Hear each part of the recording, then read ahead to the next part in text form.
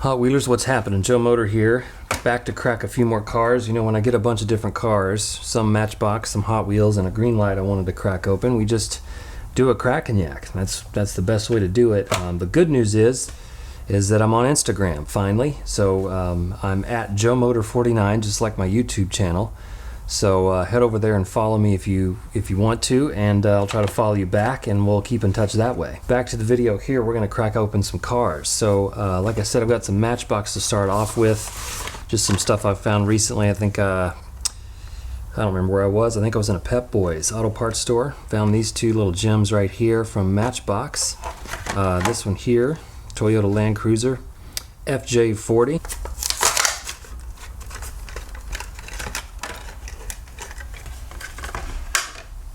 Big fan of the Landcruiser. I think it's a really cool casting that Matchbox puts out, and you know me, as soon as you put racing livery on it, it's definitely got to be part of the collection. So nice kind of a red on the fender, and then on the side here show you the racing livery. We got the MBX number 54 off-road. D. Carlson, if you can see up there on the door, it must be the designer. Off-road on the side. Nice Toyota checker flag logo there. Always like the interiors of the Landcruisers. Some interesting stuff going on in there. But really cool casting. Glad they came out with a racing livery for this. We'll just put this back here. Looks good next to this, forget what this is. Quicksander, that's what this one is. It's from a case several years ago, but still love the tampos on that one. Those two look good next to each other. And then I found this 66 Dodge A100 in racing livery, which is very cool. Matchbox has done a really good job with their card art, and you know, some of their castings are just unbeatable. So cracking her open, checking that one out. A little support team logo on the side, Hiralda. So again, these are the kind of just mainline basic pieces here. Nice red bed there and red interior. You can see in there, I'm not sure if you can. But really love this little guy. This is a really cool casting. But I wanted to add this to the collection over here. I had this one. This is from a case several years ago, I think now. This is the first edition of this, I believe, of the A100. But very nice. The wheels are beautiful on that. But this one's got the racing livery, so it'll go with my Johnny Lightning Drag Dodge A100s. I think PJ sent me a couple of those. One or two of those, and then James Shear sent me another one or two of those, so this little Matchbox will go right there with those. They look a little better together, the racing A100. So this one will have to go somewhere else for now, but we'll just leave him right there. Then I have this other Skyline that I found. This is the other colorway. In fact, I think it's back here. Let me push this over so you can see it. There she is, right back here. So just a different colorway of the same car. I found this in a Kmart. It was funny, I went into a Kmart and they had about 700,000 Hot Wheels, probably left over from a K-Day, because there were no Supers or Treasure Hunts, and there were all kinds of case codes, and it was pretty sad really. There were just Hot Wheels everywhere. They couldn't get rid of them. But they did have some new Matchbox out and some old Matchbox, and there was only one of these. So I walked in there and sifted through about 150 different Hot Wheels and left with one little Matchbox car. That's cool with me. I like having the different colorways, and really like the Skyline. Oh, didn't want to come out of there. Here we go.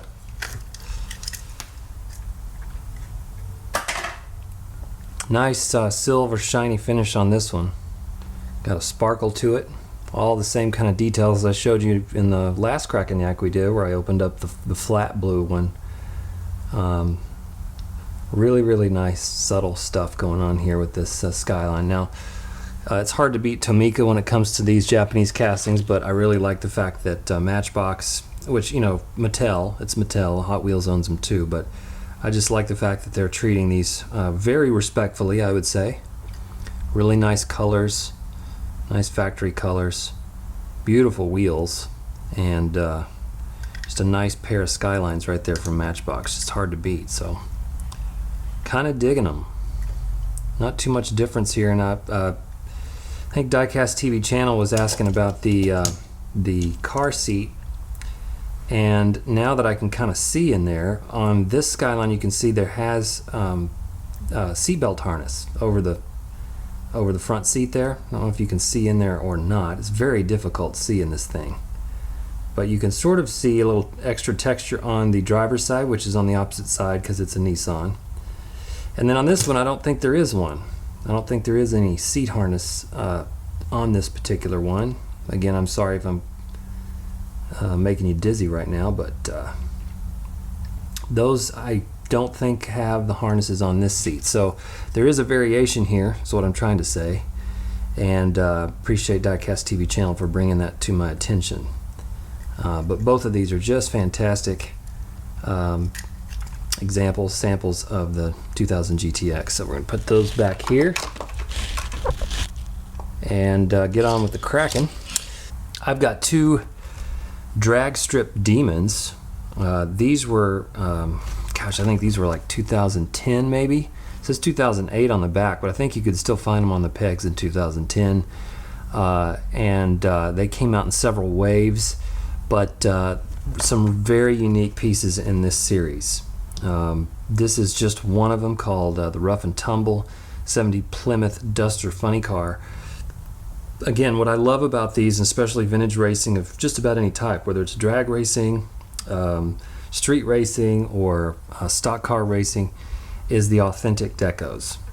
These are based on actual cars, and that's what I really love about the vintage racing stuff. You know, you can put a number on the side of a car and it looks cool to me, but if it's based on or looks just like a real car that was out on a track somewhere, then you've really got me. So this one is really, really cool, and a nice yellow color.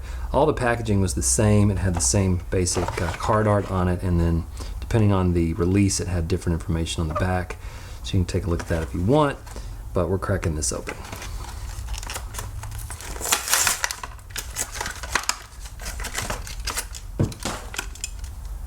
One of the things I really love about this is this big fat Goodyear tire in the back. That just got me.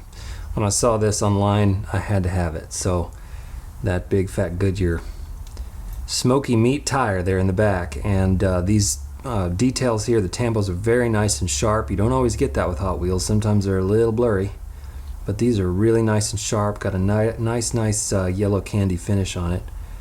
Sponsor badges are nice and clean. Nice contrast with the blue. The Rough and Tumble's got some good texture in there. And then working our way over to the front with the painted headlights. Nice tiny little front tires, which are appropriate. And then on around to the side, got the exhaust coming out underneath. And then the top stripe down the center, two stripes. Got the Rough and Tumble again on the hood there. And then your parachutes in the back with the tail lights and the wheelie bar right here. So another great thing about these is that the body does move, and you can take that body up, and then it has the little harness there for it to stick up. That way you can display it with the body up, and you can see that big chrome motor down inside there. It's pretty cool. Really a big fan of course, anything racing, but this series was really great, and you can still find them around. They're not completely obsolete, but here's one that I've been looking for a long time. This is almost one of the grails for me, but it's not that difficult to find or that expensive, but it is certainly one of my favorites. This is the 64 Ford Thunderbolt. This one's got a fantastic graphics and design on the side. Just love the black and white with the colored lettering there. Really fantastic. Showing it to you in the package. We're about to crack it open though. And again, same deal. It's just basically the same package with a few different details on the back here. So, you know, if you had a different release, different in the set, they would show you those on the back. But I guess there were 30 total. I think I've seen a few of the full lots on sale on eBay. A couple of them I'm not too crazy about, so I don't have to have the whole set. But there are certain ones that are just too cool to pass up, and this is one of them for me, the Mariposa Mauler. Get up close here so you can see the details. Really beautiful details here on this. Again, the tampos are nice and clear. Sharp lettering. Got Crower Cam's logo here on the side. The Goodyear tires. Really nice. Big fat tires on the bottom here. Inside is just kind of a cream white. You can see a gear shift. Actually has 4 seats in it. More kind of a stock racer. There's the front. Really cool, nice grille with the painted headlights. And then on over to the side here. Pretty basic paint job, but I just love the graphics on it. It's really great. Really nice big fat car. Love this thing.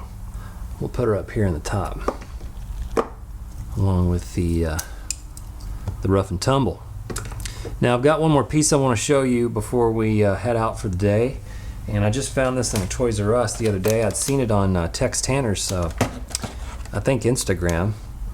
Shout out to Tex Tanner down there in West Texas. This piece just caught my eye. As you can tell, we've got some vintage racing here. We've also got the Cobra, vintage Cobra, which is a favorite of mine, and it just looks wicked. Look at that thing.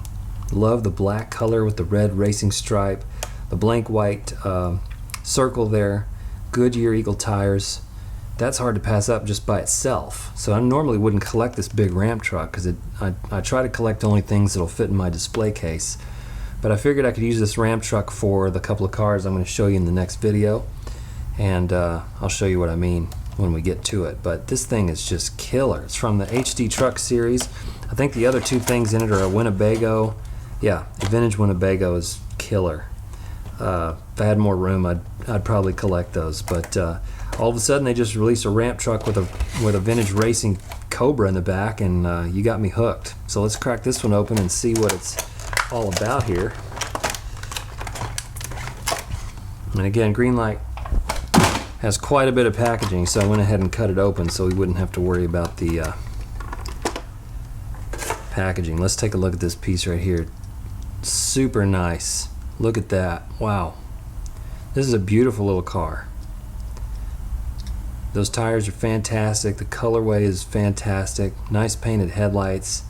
Really nice details for this little Cobra. Only thing that I don't really like about it is that it's got a plastic base. I can tell it's really light. So we've got a plastic base on this, as you can see here. The hood doesn't open, which is, it's okay. It still looks fantastic. So for a display piece, you know, you're not going to know the difference whether or not it's metal or plastic. So, you know, I'm okay with it. Looks really great. But, you know, if you're a strict metal on metal kind of guy, which most of the time I am, there's a few exceptions, and this is one of them. So let's get up close here. I'll show you these little bitty details. Very, very nice. Really nice interior. Got the bucket seats there. Couldn't pass that up. That's going to look good. In fact, let's put it back here right now real quick, and we'll take a look at this truck, which I'm not real sure about because it looks to me, let me get it out and we'll talk about it. First of all, you got to be careful taking these out. Let me show you why, because we've got this little piece right here that's attached. You can see it's sort of loose. If you grab it like I just did, it may come loose. You can kind of just push it back down in there, but these aren't very easy to get out of the shell. I'll take this sticker off, maybe that'll help. And let's see if this thing will come out. There we go. Something I wouldn't normally collect, but I have to say it's just a cool ramp truck. It's vintage. It's red and black. It is pretty bad. Let's take a look at it up close here. Here's the front, Ford F100 style front. That is just beautiful. Nice Ford logo, and the Ford lettering here on the hood. Does the hood open? Yes, it does. You can see down in there, blue coated motor. So that's pretty nice.